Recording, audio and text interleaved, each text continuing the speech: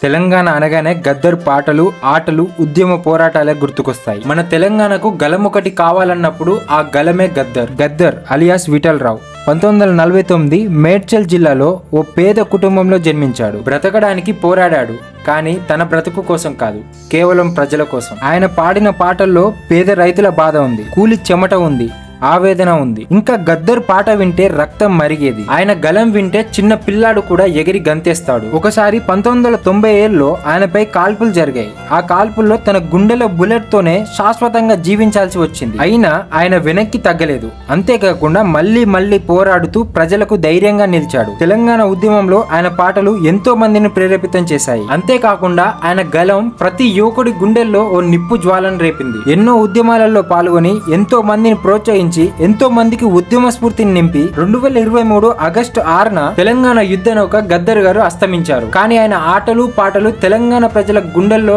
ఎప్పటికీ మిగిలిపోతాయి.